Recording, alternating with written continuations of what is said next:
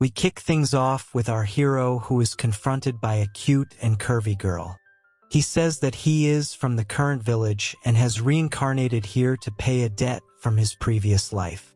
The curvy babe doesn't seem to get his intentions, and then our hero says that his hands will be more than enough to get the job done. We soon realize that by this, he means he is going to fight the cute girl, whose name seems to be Lakshal, also known as Laka. She is confused by what our hero is saying, especially when he says he won't need any weapons to complete his task. Anyway, since the boy has decided to show off his strength, she decides to take him on as her opponent and test the power of his fists.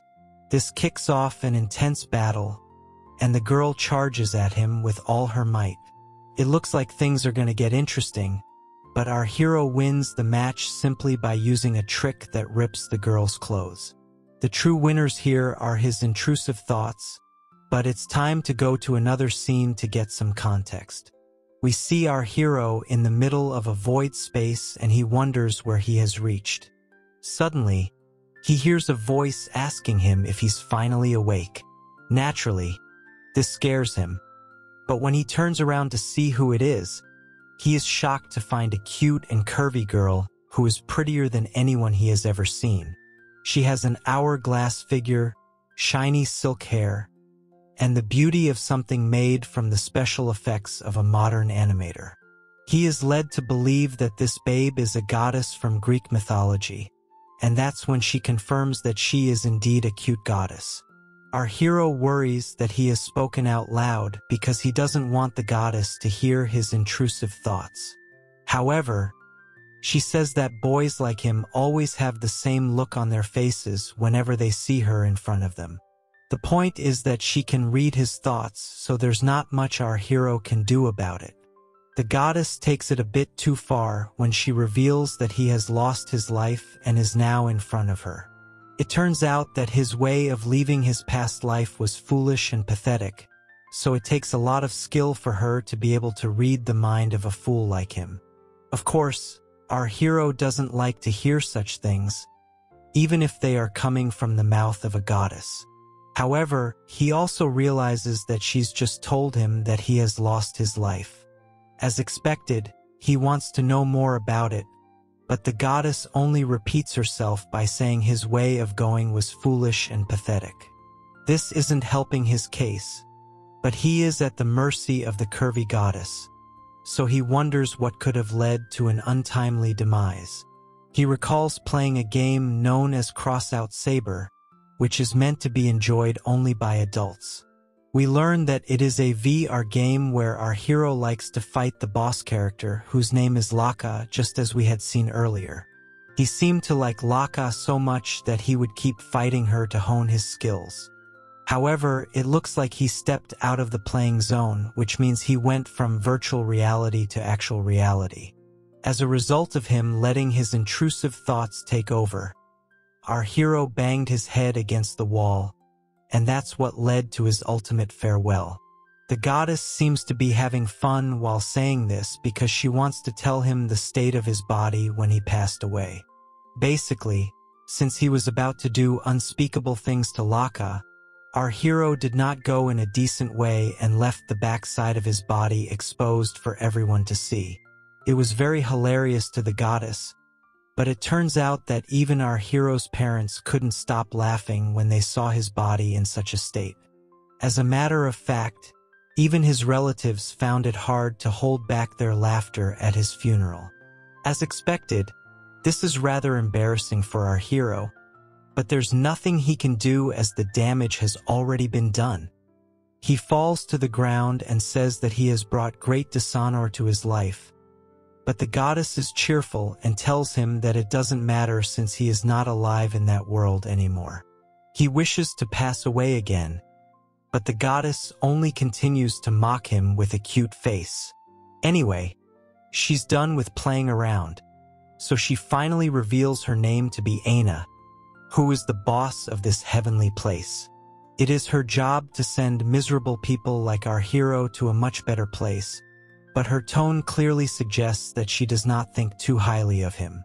Aina is not as bad as she seems though, because she offers to reincarnate our hero into another world. What's even better is that this world will be the same one that exists in the VR game that he loves to play so much.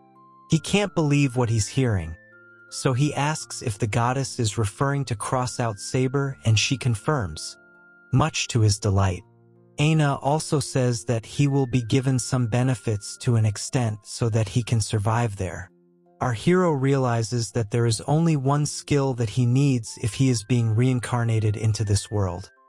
So he asks the goddess to give him the power of taming. Aina doesn't seem to have a problem with this, and she says that the tame skill is actually the core of the game itself. This is because taming anyone would mean making them obey your every command while also being happy about it. This is very rare as well, but Aina is a goddess, so she can do whatever she wants. With that, she grants our hero the taming skill, and he becomes determined to live the life he has always wanted to. Now, we finally learn that our hero's name is Wayne, and he finds himself in a rather odd situation. Aina throws herself into his arms and calls him Mr. Reincarnated Soul for some reason. She also says that she's here to see him as she had promised earlier, but Wayne has no recollection of this. Our hero can only call Aina by her name, but even this gets the goddess excited, and she holds on to Wayne as if he is her lover boy. Aina says that she had promised to meet him after he'd grow up a bit, and now that she's here, she wants him to violate her curvy body. This is like a dream come true for Wayne, but as expected, it only turns out to be a dream that shall remain a dream. Our hero wakes up in bed and realizes that he was only having a fantasy about Aina.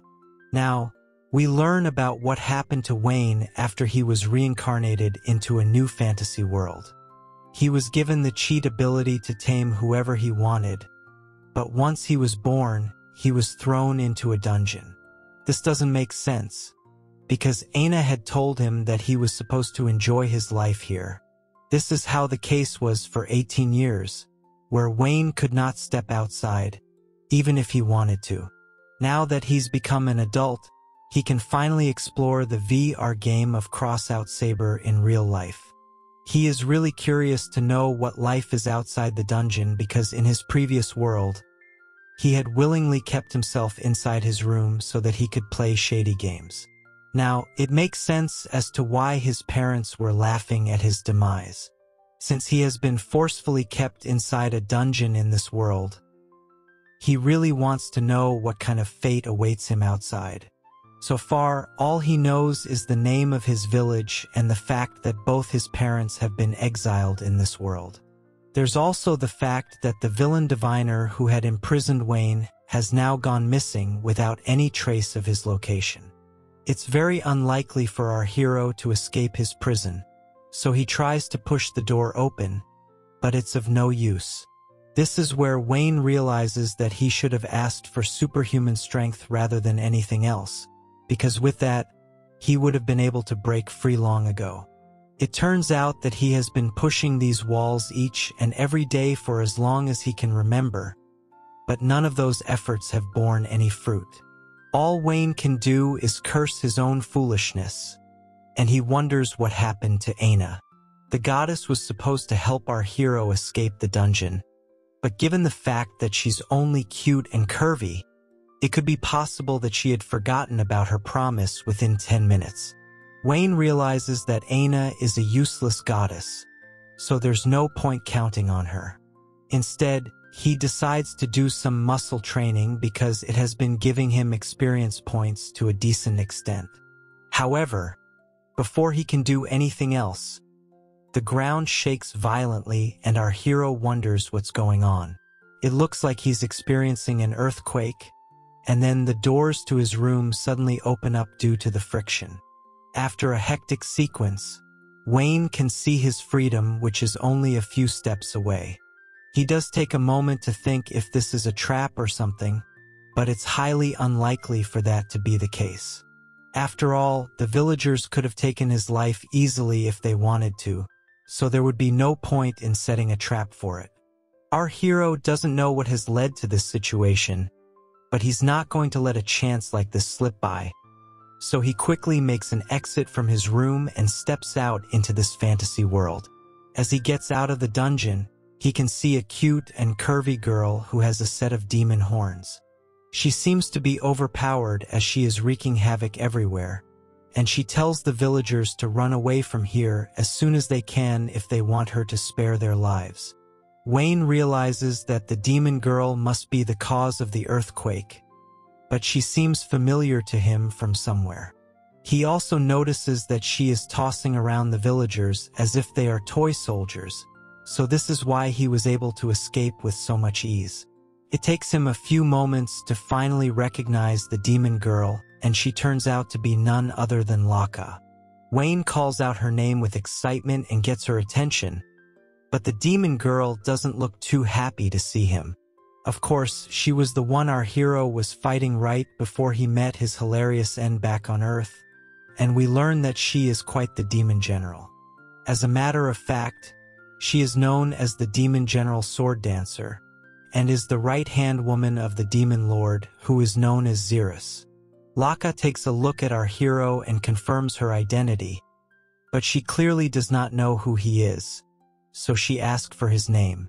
Wayne gives his name to her, and is pleased to see that she does exist in this world. Now, our hero wonders why he has met Laka after being stuck as a prisoner for so long. It could be fate that a normal villager like him has now come in front of a demon girl who serves the demon lord. He puts his brain to use, and we learn that he has memorized Laka's stats in his head because of how much he likes her. The demon girl is like the first boss you have to fight at the start of a game, and will mostly lose against. This was why Wayne made sure to learn everything he could in order to tame her and make her his slave girl. Of course, his excitement got the better of him, so he ended up passing away in real life before he could pass away in the game. As of now, he looks at the stats bar and learns that there is a massive difference between his powers and hers. If Wayne is to fight Laka right now, then he is most likely going to be ended. Keeping this in mind, he can't fight her fairly, so he has to activate his intrusive thoughts. So Wayne decides to celebrate his freedom by making Laka his first prey. He then tells the demon girl that he is going to make her pay for what she did to him in his previous life. He says that he doesn't need any weapons because his hands are enough, and now we realize that everything we saw up to this point was a flashback. Laka has no idea what Wayne is talking about, because this is the first time that she is seeing him. However, since he has openly challenged her to a battle and doesn't need any weapons, she is not going to hold back either. Wayne gladly claims that he is her true opponent and gets ready for her first charge. Since our hero knows what Laka's attack pattern is like, he can dodge her with ease. After that, he uses his ultimate shady move and tears off the demon girl's outfit. Suddenly, his stat bar gives him an alert that states Laka is embarrassed and confused at the same time. He has no idea why he is seeing this because back when he used to play the game on Earth, he never received this kind of message. He assumes that he's receiving it because it's his first time using such a shady attack. Our hero clears Laka's confusion by saying he's the one who made her clothes vanish, so the demon girl asks him what's his motive for doing this. He answers her question with a series of unspeakable acts that cause her to finish. This makes the demon girl's EP reach 0, which means that our hero has won the battle and Laka is now his friend. His intrusive thoughts have actually helped him defeat an overpowered demon general, so he is quite happy with himself. Since he has Laka at his mercy now, he wants to try something different. So he uses his draining skills to absorb all her powers. Wayne is definitely shady, but he is not entirely evil as he does spare Laka's life. The other villagers now rush to the scene and find our hero next to the defeated demon girl. They rejoice upon seeing this and are happy to see that Wayne was able to defeat such an overpowered enemy. However, our hero doesn't care even after confirming that he was the one to defeat Laka. The village men now start celebrating Wayne as their savior and start to treat him like a hero. However, he never wanted this kind of status in the first place and uses his new demon powers to shoo them away. He tells the village men not to get too carried away, because he did not capture Laka out of the goodness of his heart. The village men are shocked to see that he can use magic now, but that's because he has absorbed the demon girl's powers. Anyway, they don't want to mess around, so they say that they did not want to imprison Wayne for so long. As a matter of fact, they blame it all on the villain diviner who had ordered for our hero to be kept as a prisoner. None of that matters to Wayne anymore, because anyone would be annoyed and angered over such a horrible act. The important thing for him now is that he's free and powerful, so nobody can imprison him anymore. With that, he tells the village people to know their place and stay out of his way. Now, Wayne orders one of the village girls to give him clothes for 2 people, which means that Laka is going to be joining him on his journey. The village men ask him if he is going to be leaving with the demon girl, but Wayne tells them that it's none of their business. He tries to be sarcastic by asking his enemies if they want him to pay for spending time in prison for so long, but they don't want to take their chances with him, so they let him leave as he is free to do whatever he wants. Now, Wayne leaves the village with Laka and decides to give himself a bath in a nearby lake. After washing his body, he finally feels like a human again and is glad to experience something nice for once. We learn that after he left the village, Wayne checked his stats to see how far along he's come, but saw that he could not absorb Laka's additional abilities. Even so, it's a great bonus for him to have demon powers, so Wayne isn't too worried about it. After all, absorbing the abilities of the ones you defeat and making them your own is what the power of taming is truly about. Wayne laments that the 18 years of imprisonment he had at the start was a huge waste of time, but at least he has a demon girl as his slave now, so it's a great start to his new journey. Now, Laka wakes up from her pleasurable defeat and tries to figure out where she is. All she can remember is that she was attacking the human village, so Wayne decides to avoid any kind of conflict here. He wishes her a good morning and says that he's glad to see her finally awake. The demon girl takes a look at Wayne and recalls that she was fighting him before she passed out. He confirms this and also reveals that he absorbed her powers after defeating her. Naturally, this comes as a shock to Laka, but Wayne makes it even worse for her by saying she has to become his slave if she wants to continue in this world. Our hero tells us that after taming a character like Laka, he does not know if she will be able to obey his commands even if she is supposed to be his friend now. However, he is sure that she won't attack him or harm him now. What he wishes to see now is how Laka will answer his proposal, but it's not at all like how he had imagined it would be. The demon girl makes a cute face and calls our hero a gentle boy, which is shocking for him to hear. She says that Wayne could have taken her life after defeating her, but instead of that, he has asked her to become his slave, which she considers to be very generous.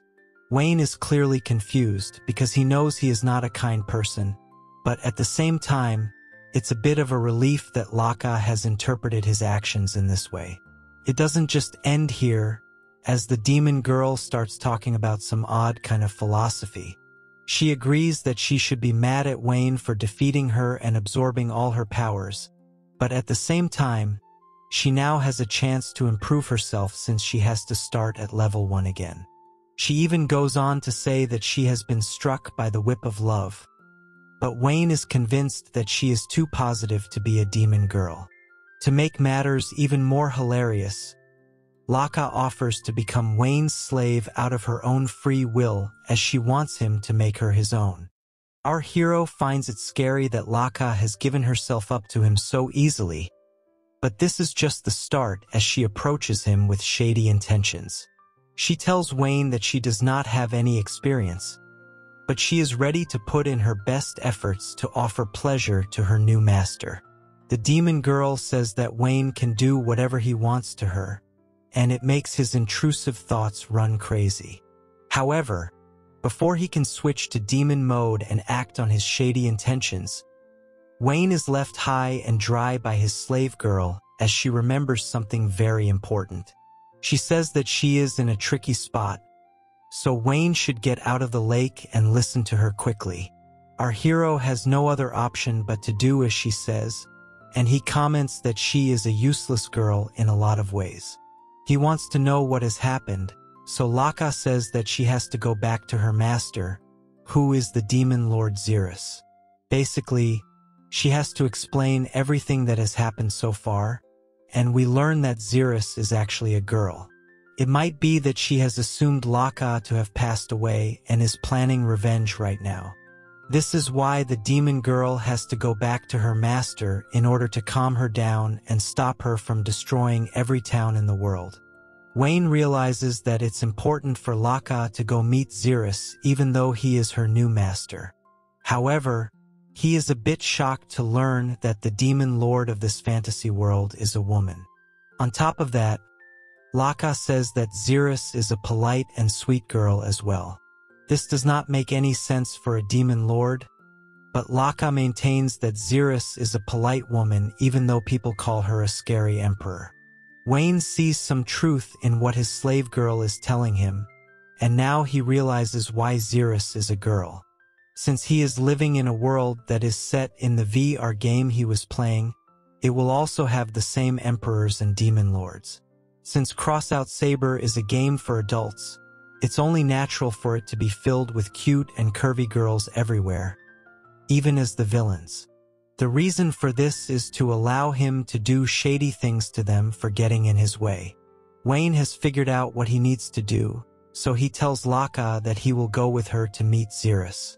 However, he is mindful of the fact that he might have to fight the demon lord if things don't go well between them.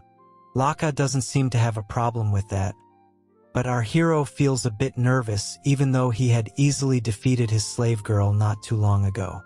Wayne is now sure that there is something wrong with Laka's head, and he gets further confirmation when she says that she wants her new master to give her old master the same kind of pleasure. With the new mission decided, Wayne takes Laka in his arms and they fly off to the demon lord's castle. Our hero can now spread wings like a bird, and he looks quite graceful while holding his slave girl like an alpha male. Soon enough, Laka can spot the castle, so she tells Wayne about it. Our hero takes one look at the castle and can sense something odd. After all, it's in the middle of the mountains and has giant walls all around it. This actually looks more like a fortress than a castle, so Wayne really wants to explore it now. Laka explains to him that they should lower their altitude because if a demon from the castle spots them, then it will be difficult to explain why they're here. The couple lands on the ground and they make their way forward.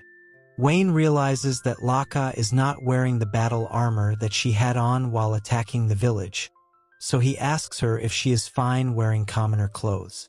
The slave girl seems to be fine with it since everyone will recognize her even if she is wearing different clothes. What's more important is the moment she and Wayne will enter the castle, because she wants her new master to behave a certain way. As expected, our hero is 2 steps ahead of her and says that he will have to act as if he is her slave. This makes the demon girl blush because she is supposed to be Wayne's slave, but is making him behave that way. Our hero has no issues with it, but Laka can't let such an atrocity slide. She says that she is ready to accept any kind of punishment from Wayne once they are done dealing with Xerus. Wayne isn't too keen on punishing his slave girl, but it looks like she wants to be treated like a bad girl. It leads to our hero having a hilarious look on his face, so he tries to prevent his intrusive thoughts from taking over and asks Laka to lead the way for now. A demon girl behaving this way is extremely strange, so Wayne wonders if he has shifted her gears out of place after giving her such intense pleasure. After all, Laka was an innocent demon girl before Wayne unleashed his shady moves on her. She didn't even have this kind of personality in the VR game, so something is clearly different. Anyway, Laka seems to be a loyal and faithful slave girl, so Wayne feels that he will get along with her just fine. Now, someone calls out to Laka, and it turns out to be a slime girl named Slana. The slave girl is glad to see Slana, and she explains that she and her new master are on the way to see the demon lord. But Wayne wonders what a slime girl's body feels like. He goes on to perform unspeakable acts on Slana and learns that she can transform her body freely, which means that the sensitivity of her nerves are linked and can be felt throughout her slimy body. Our hero calls out Slana for having a shady body, so she starts crying about it, even though he meant it in a good way. Of course, Wayne figures that he could have worded his sentence a bit better, because he thinks the slime girl's body is perfect. He did not want to hurt her feelings, so he asks Slana if she would like to come with him and be his experiment. He offers her a reward, which is to fill her slimy body with his own slime. Slana starts to cozy up to Wayne, but Laka has other ideas in mind. She tells Slana that she wants her to protect the outer part of the castle since there is no need to worry about the defense over here. The slime girl is a bit confused to hear Laka talk like this, but the slave girl is clearly jealous of the attention Wayne is giving her. Slana says that she is the gatekeeper, so guarding the outside area doesn't make sense to her. However, Laka says that she doesn't want Slana to rub her slimy body all over her master, because that's not what her job is supposed to be. The slave girl is clearly upset over the slime girl sticking so close to Wayne, so she activates demon mode and tells Slana to get out her sight as soon as possible. Slana starts to cry again over this behavior, but in a cute way, so Laka sends her off, much to Wayne's dismay.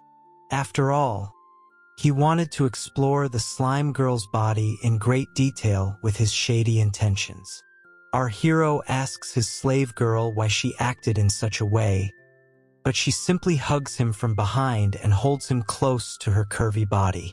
She says sorry for not noticing how his intrusive thoughts were taking over, and she wants to help him relieve his body. With that, she puts her hand where every man would want it and proceeds to offer some heaven on earth. Laka asks Wayne not to move because she wants her master to experience full relief.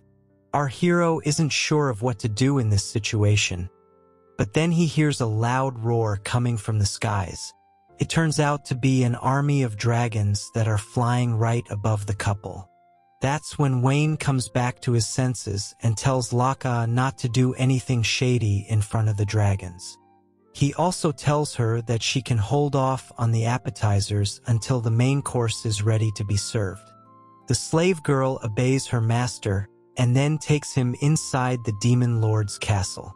It's quite vast and luxurious, so it takes some time for the couple to make their way forward. Laka tells Wayne that it shouldn't be long before they reach the demon lord's throne, and she should be awake by now as well. Our hero prepares for the worst, but his slave girl says that she hopes everything ends well between him and Xerus. After all, she is hoping for the demon lord to bless her relationship with her master, since the both of them have been friends since childhood.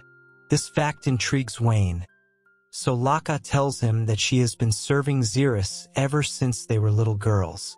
It turns out that Xerus had always wanted to become the demon lord even when she was a child, so Laka made sure to help her achieve this dream.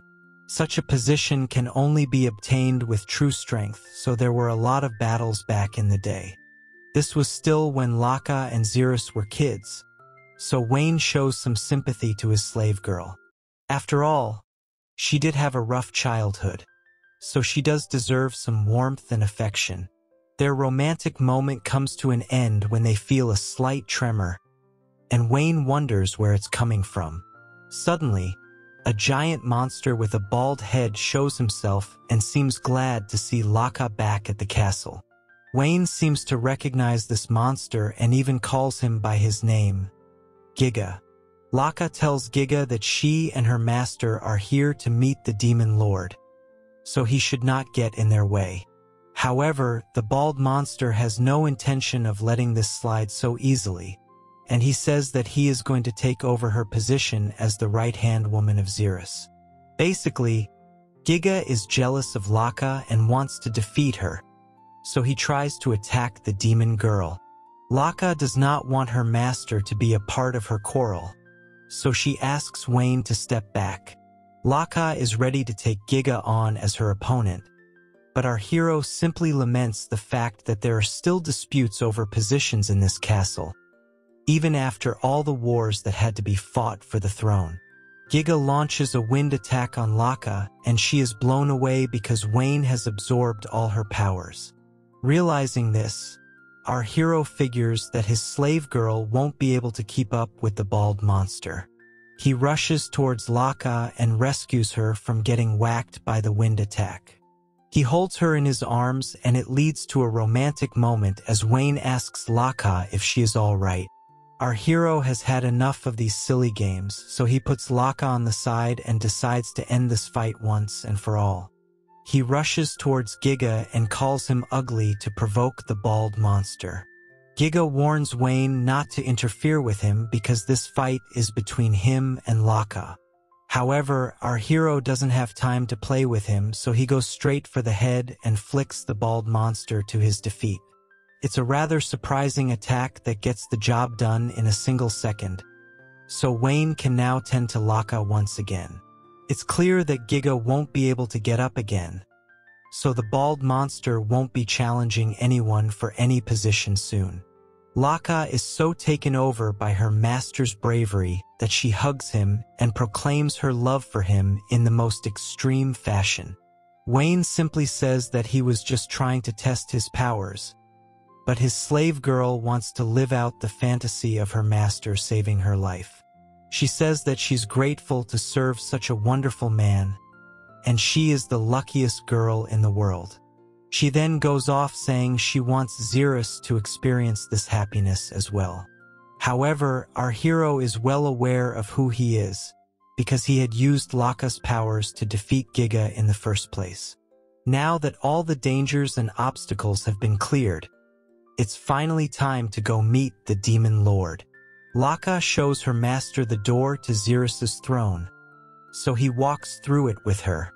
Laka happily greets the demon lord and apologizes for making her worry about her absence. We see Xerus, but she is shown to be a small demon girl who looks cute rather than dangerous. She is pleased to see her friends safe and sound, but is also shocked to see Wayne with her. Xerus asks Laka what's the meaning of this, but our hero is more focused on the fact that he has to overcome her to attain the power of a demon lord. Laka asks her master if he finds Xerus to be cute, and he confirms that he does like the way she looks. The slave girl continues to talk about how Xerus is cute and powerful, but not too curvy. Even then, Laka believes that Xerus is the only one fit to be the demon lord, but she gets cut off by Xerus, who looks rather annoyed. She wants to know what happened to the village that Laka was supposed to take care of, and more importantly, she can't feel the demon girl's powers anymore. On the other hand, she can feel an absurd amount of power coming from Wayne, so Xerus is a bit suspicious of what's going on over here. Wayne figures he's been found out, so he tells Laka there's no point in hiding the truth anymore. The slave girl is a bit reluctant to play along, but Xerus wants to know exactly what our hero has done to her best friend. She threatens Wayne to give her an honest answer, and she will decide how much mercy to show him once she hears the truth. Before she can do anything to our hero, Xerus is stopped by Laka, who says that she will explain the whole thing to her. The slave girl then hilariously goes on to say that she has chosen to become Wayne's personal property. As expected, this makes Xerus show a confused face, and even our hero doesn't know how to react to this. To explain the situation better, Laka reveals that she had fought against Wayne, but lost to him rather easily. However, she also adds the fact that he took off all her clothes and did unspeakable things to her curvy body. This only makes matters worse, as Xerus has no words to explain how she's feeling after this. This is not the end just yet, because the slave girl continues her speech by saying her master showed her what true heaven feels like, and absorbed all her powers after that. She adds that Wayne chose not to take her life and offered to make her his follower, which is why she has given her body to him and has become his slave girl. There is an awkward silence after all these revelations, and Wayne has nowhere left to go. He knows that Laka has spoken the truth, so he acts cool and casual for now. Xerus asks him to confirm his name again, and then she asks him to listen to one of her requests. As expected, the request is for Wayne to allow himself to be ended by the Demon Lord as she launches an ultimate attack on him. Our hero is able to dodge the attack with ease, but he's not going to be let off so easily. Xerus is not at all pleased with what she has just heard, and she believes that Wayne is just a creep who has violated Laka's precious body. It is not wrong of her to think of such a thing, because our hero is quite proud of his actions. The Demon Lord promises to use her lightning powers to burn him to a crisp, and an intense battle gets underway. Wayne picks up Laka and takes her to safety, but also asks her why a small girl like Xerus is being so crazy with her powers. The slave girl has no idea why her old master is being this way, because she only knows her as a sweet, cute girl. Clearly, this was not the correct assessment of her character, and now Wayne has to take care of the Demon Lord. Laka insists that there must be some kind of misunderstanding, so she asks her master to allow one more chance for her to explain everything to Xerus. Our hero doesn't have time to take such a risk because his slave girl has already explained the whole situation to the Demon Lord, and that too in great detail. Xerus is angry, but she still looks cute thanks to her petite body, so Laka asks her once more to stop with her attacks. The slave girl repeats that she was not violated by her master, but rather received a love that she has never received before. Xerus is not going to listen to any more stories of love, so she tells Laka to stop with her nonsense. The Demon Lord is ashamed to see how her right-hand woman allowed her flower to be plucked by a commoner boy, so Laka tries to apologize for her actions.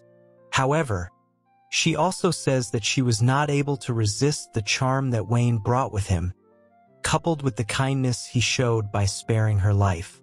Basically, it looks like Xerus is not going to understand anything even if Laka tried her best to do so.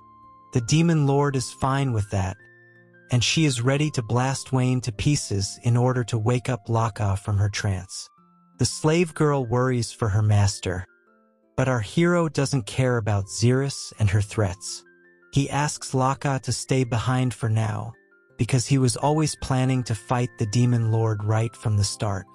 The slave girl wants to know how Wayne is going to win against the Demon Lord, and he simply says that he will do the same thing to Xerus as he had done to Laka.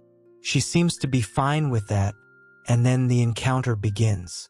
Wayne knows that he won't be able to launch a frontal attack by using Laka's powers, because Xerus will be able to counter him. He needs to find a way to use his taming skills, so he gets to work and forms a plan in his head. The Demon Lord calls out to Wayne and says that it's too late for him to come up with any sort of strategy. Suddenly, there are spider webs all over the place, and Wayne becomes a bit confused upon seeing this. That's when Laka explains that these are actually threads which Xerus had inherited from the thread demon Alkan through his blood. This is a cause for concern because our hero knows how useful this skill is. Xerus can sense her victory coming soon, and she challenges Wayne to take her on, instead of just standing there.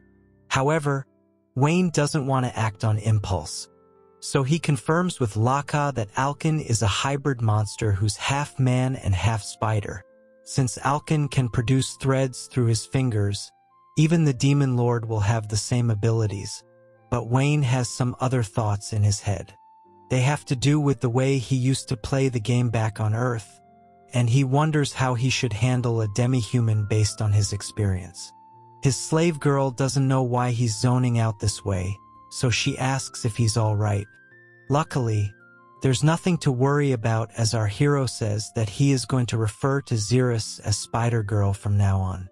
Laka is fine with that name, but she feels like her master is only doing all of this to make Xeris even angrier, which is definitely what's happening from the looks of it. The Demon Lord launches another finisher move on Wayne and curses him for trying to make fun of her lineage. Our hero dodges the attack with ease, but his slave girl asks him to be more careful moving forward. She explains that Xeris likes to use 3 kinds of threads when she is in battle mode. There's sticky threads, decapitation threads, and hard threads, so Wayne has some variety to deal with. His feet are caught in some kind of thread already, and the Demon Lord uses it to smack him to the ground. Laka is worried for her master, but Wayne is only slightly upset because he could feel a little pain. Xeris is pleased with her attack, and now she feels that she has the advantage. Wayne tries to cut off the thread with Laka's sword, but even that doesn't seem to work. He finds himself in quite a spot, and Xeris tells him that she will not take his life so easily. The Demon Lord wishes to torment our hero till he meets his end, which is a savage way to deal with him. Of course, it's not like Wayne cares about what she has to say, so he asks his slave girl to lend him her sword for a bit. He then asks her to step away for a bit because he is about to use a power move. Our hero unleashes the enchanted air strike and manages to get rid of the thread attached to his leg. Naturally, this shocks Xeris, who can't believe that someone has been able to destroy her hard thread with such ease. Wayne explains to us that the Spider-Girl's thread has elements of the earth in it, which was why he decided to counter it with a wind element spell. After all, he simply utilized a type weakness, but there's no time to discuss such things because he still needs to defeat the Demon Lord. He mocks her by stating she won't be able to torment him now, and he's an impatient man anyway, so he's going to end this quickly. Xeris is not going to go down without a fight, so she unleashes a lightning strike, but it's of no use. Wayne uses a cyclone counter and hops to the top while also teasing the Demon Lord, calling her slow. Now, Wayne unleashes his demon wings and charges at Xeris with his arrow strike. He proudly proclaims this to be his victory and attacks the Demon Lord with his taming move. It's a direct hit, and after the dust settles, we can see that our hero has done to Xeris what he had done to Laka as well. The Demon Lord takes a moment to figure out what just hit her, because she hasn't seen a move like this ever before in her life. Of course, she realizes that her outfit has been ripped off, so she becomes angry and it shows on her stats bar. Xeris screams at Wayne with rage and calls him out for trying to violate her just like Laka. She states that she will never forgive him for this and will make sure that he will meet his end. Wayne simply looks at her with a smile on his face and says that she should calm down for now. After all, the real fun is just about to begin. Before he can have his fun, our hero decides to give us a quick recap on how things have gone so far. Basically, it all started when he met with a funny accident while playing a shady VR game for adults. After that, the goddess Aina helped him get a second chance at life by reincarnating him into the world of the very same VR game he liked. He was imprisoned for around 18 years and managed to break free thanks to an attack by the demon girl Laka. He ended up defeating her with a taming skill that he got from Aina. This turned Laka into his slave girl, and then she guided him to the current demon lord of this fantasy world, known as Xeris, who is nothing more than a cute girl. He ends up fighting her and wins the match without really breaking a sweat. Now that we're all caught up, It's time to go back to the present where Wayne is planning how to act out his intrusive thoughts. We are shown a quick glimpse of all the main characters and their stat bars, after which we see Xeris still trying to threaten Wayne. She continues to say that she will end his life, but our hero simply asks her to calm down for a bit. He takes a look at his stats bar and notices that Xeris is now at the highest level of rage. This is not exactly good news for Wayne because the Demon Lord gets a higher attack power when she is angrier. He does get some leeway though, as this also means that her other stats get lower during this time. Xeris has had enough of the humiliation, so she charges at our hero after activating her demon rage mode.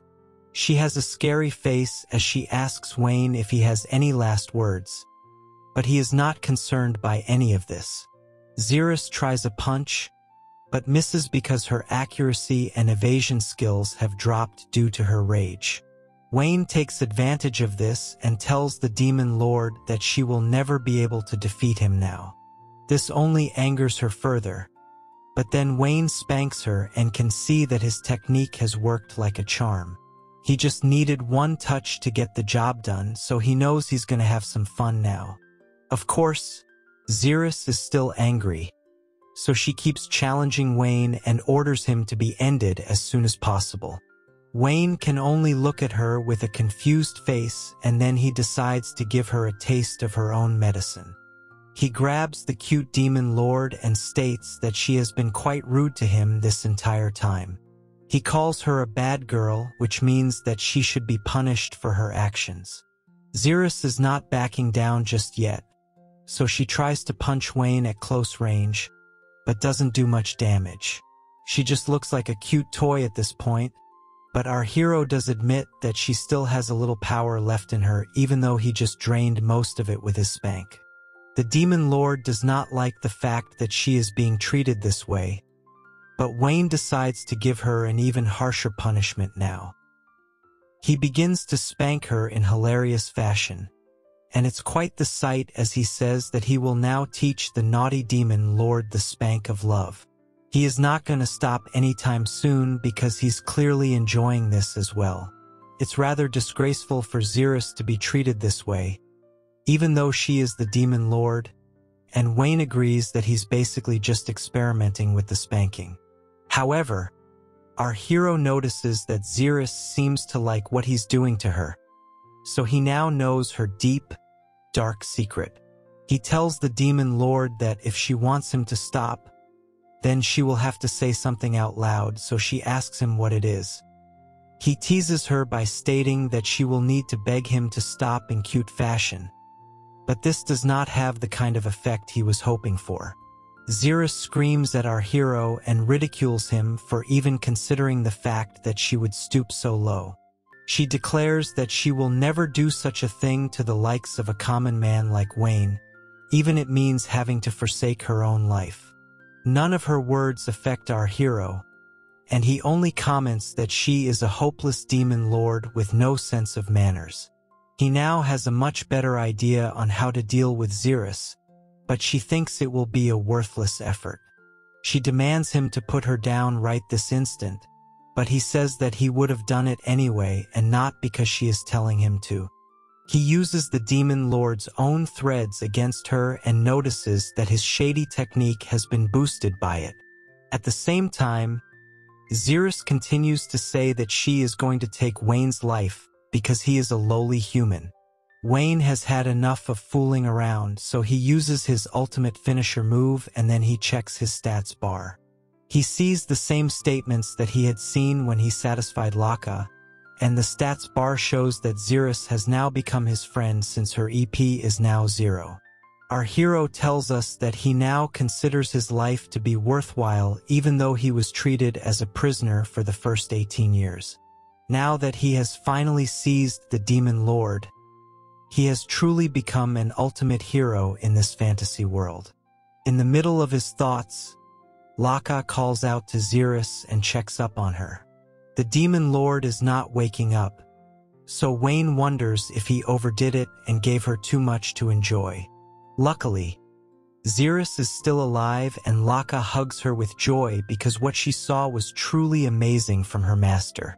With the demon lord also in his harem, he has now moved on from 1 to 2 slave girls, which makes Laka oddly happy. Wayne once again comments on how odd Laka is as a demon girl, especially when she says that if she and Xerus leave the demon army, then the both of them can still be his slave girls.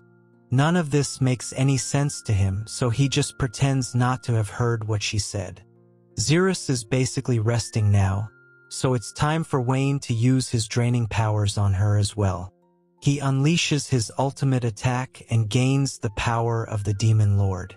His body glows with a new energy and he realizes how amazing Xerus truly is, even though she could not match up to him. Wayne rejoices over the fact that he now has the power of the demon lord, and he will make much better use of it than Xerus ever could. Laka is also happy for her master even though he just drained her best friend's powers as if they were nothing. He feels charged up, so he lifts Laka into his arms and declares that no one will be able to get in his way now. As expected, his slave girl congratulates him and says that she will follow him all the way for the rest of her life. The couple is happily enjoying the moment, but then we see that Xerus has woken up from her defeat. She calls out to them and says that she can't use her powers anymore. Wayne is surprised to see her awake so soon, and the demon girl admits that she never knew a human like him could absorb her ultimate powers with so much ease. Wayne acts cool as a cucumber and tells her that the system works this way with him. He also tells her that she is his slave girl now, so she better get used to following orders. He mocks Xerus and says that she won't be able to do what she wants anymore. At the very least, she won't be able to attack him anymore since she is now his slave girl. Xerus has to come to terms with reality, because her body is not responding to her, but she still can't understand why this is happening. That's when Laka hugs her and says that she has fallen in love with her new master just like her. Of course, the demon girl does not want to admit this, but it's the truth. Xerus is angry, so she asks Laka why she allowed herself to become the slave of a shady boy with intrusive thoughts running all over his veins. Laka simply says that there's something more important than pride, and it's known as love. Of course, these are just her own intrusive thoughts coming to life, and she says that it's wonderful for her to feel such a thing for the first time. Xerus is totally dumbfounded,